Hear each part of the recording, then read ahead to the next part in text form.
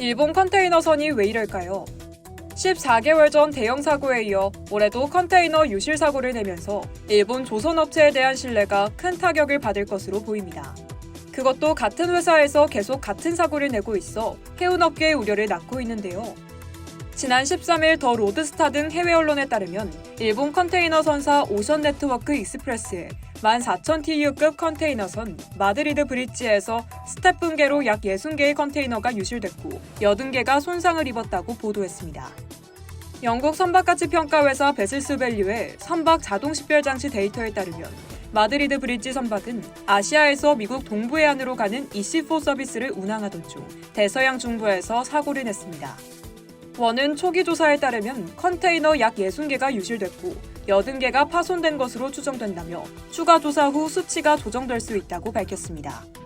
이어 이 선박은 현재 미국 동부해안을 향해 운항 중이며 찰스턴항에 들어가 파손된 컨테이너를 내리고 선박 상태에 대해 확인을 할 것이라고 덧붙였습니다.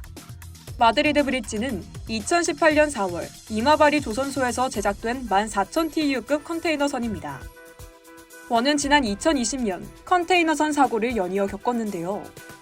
2020년 10월 컨테이너선 원아킬라는 태평양 횡단 중 컨테이너가 붕괴돼 11월 초 워싱턴주 타코마항으로 우회했습니다.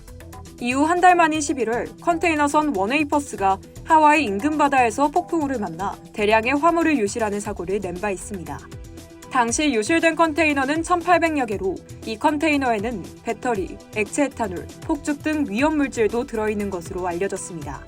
원웨이퍼스는 태평양 한가운데까지 나갔다가 다시 일본 고베항으로 회항했습니다.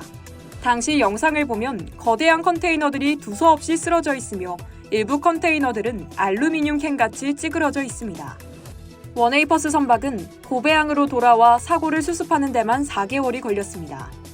이외에도 이보다 앞선 2020년 8월 일본 벌크 화물선 와카시오호가 인도양의 섬나라 모리셔스 인근 해안에서 산호초와 충돌하는 사고도 있었는데요. 이 사고로 화물선 MV 와카시오호에 실린 기름 약 1,000여 통이 해안으로 유출됐습니다. 기름이 대량 유출되면서 천혜의 해안으로 일컬어지던 모리셔스 해안은 순식간에 지옥으로 변했습니다. 희귀어류, 바다새와 같은 동물들이 기름으로 뒤덮인 채 발견됐고 주민들은 사탕수수잎 등으로 기름을 수거하며 오염 제거에 안간힘을 썼습니다. 안전 전문가들은 컨테이너 선박 사고의 주요 원인으로 선적 경로와 관행 등에 대해 의문을 제기하고 있습니다.